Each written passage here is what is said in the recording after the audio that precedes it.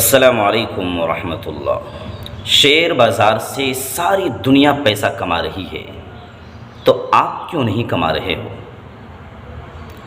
ہم سب کو ویسے بھی فائنینشیلی اور معاشی اعتبار سے بہت مضبوط ہونے کی ضرورت ہے، کیونکہ جب آپ فائنینشیلی مضبوط اور اپنے آپ کو بلڈ کر لیں گے تو آپ ذہنی پریشانی سے، ذہنی تناؤ سے آپ فری ہو جائیں گے اور ہر چیز آپ اچھے سے کر پائیں گے، کیونکہ فائنینشیلی اور جو معاشی اعتبار سے جو کمزور ہوتا ہے وہ بہت ساری چیزیں چاہ کر بھی نہیں کر پاتے ہیں۔ اس لیے میں آج آپ کو کچھ ایسے اگزامپل سے دوں گا جنہوں نے شیئر بازار سے، اسٹاک مارکیٹ سے ہزاروں لاکھوں نہیں اربوں کھربوں میں پیسے کمائے ہیں۔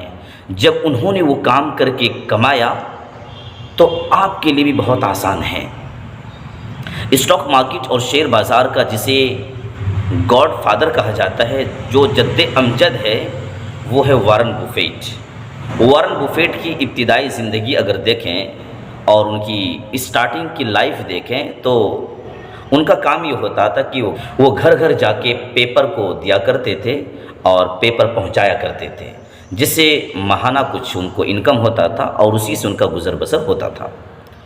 لیکن جب انہوں نے شیئر مارکیٹ میں انٹری کی اور شیئر بازار کو شروع کیا تو ایک وقت وہ بھی آیا کہ کئی زمانے تک وہ ملینئر اور بلینئر شمار ہوتے تھے، اور ایک وقت وہ بھی آیا کہ جب کوکو کولا کمپنی نے اپنا سالانہ ریونیو اور رزلٹ پیش کیا، اور اسی سال وارن بفیٹ نے بھی اپنا سالانہ رزلٹ پیش کیا اور کہا کہ کوکو کولا کمپنی نے سال بھر اپنا پروڈکٹ بیچ کر جتنا کمایا، میں انہی کی شیئرز کو بیچ کر 3 گنا زیادہ کمایا ہوں۔ آپ سمجھ سکتے ہو شیئر مارکیٹ کتنا پاورفل بزنس ہے۔ یعنی کہ کوکو کولا کمپنی نے سال بھر اپنا پروڈکٹ سیل کیا، اتنا نہیں کما پایا جتنا کہ وارن بفیٹ نے خود کوکو کولا کی کمپنی کے شیئرز کو بائی سیل کر کے کمایا۔ اب انڈیا کے بڑے بڑے انویسٹرز کو دیکھ لیتے ہیں۔ سب سے پہلے اگر کسی کا نام آتا ہے وہ ہے راکیش جھنجھنوالا۔ ان کی بھی کبھی ایک چھوٹی سی دکان ہوا کرتی تھی، جھوپڑ پٹی میں بھی یہ رہتے تھے، لیکن جب انہوں نے شیئر مارکیٹ میں انٹری کی تو آج خود ان کی ایئر لائن کمپنی ہے، خود انہوں نے ایئر لائن کمپنی بنا لی ہے۔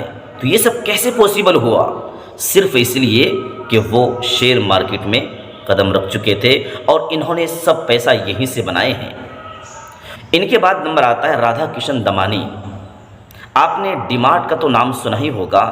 ہندوستان کے ایک ایک ایریے میں، ایک ایک ضلع میں ڈی مارٹ کی فرنچائزی اوپن ہو گئی ہے۔ جہاں اگر نہیں ہے تو وہاں بس اوپن ہو ہی رہی ہے۔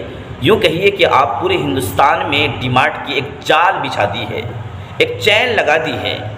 تو یہ کون ہے رادھا کشن دمانی؟ ان کے پاس اتنا پیسہ کہاں سے آیا؟ تو وہ بھی شیئر مارکیٹ کا ہیرو ہے۔ شیئر مارکیٹ میں جب آئے، اسٹاک مارکیٹ میں جب آئے تو انہوں نے اس قدر پیسے بنائے، آج سارے ہندوستان میں انہوں نے ڈی مارٹ کی ایک چین لگا دی ہے۔ سمجھ رہے ہیں؟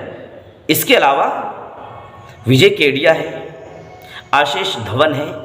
جب یہ لوگ اس قدر پیسے کما سکتے ہیں تو پھر آپ کیوں نہیں؟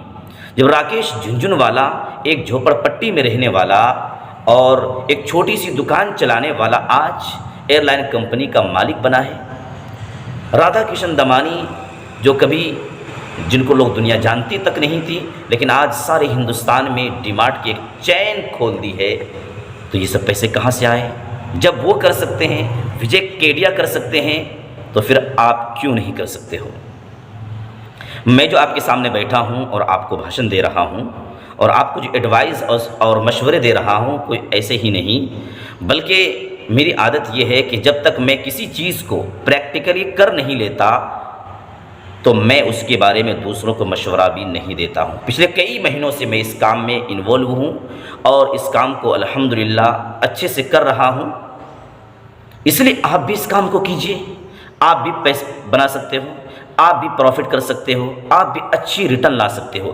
جب یہ سارے لوگ کر رہے ہیں اور اچھا ریٹرن لا رہے ہیں تو آپ کیوں نہیں کر رہے ہو؟ آپ کو بھی کرنا چاہیے۔ اسمارٹ بزنس ہے۔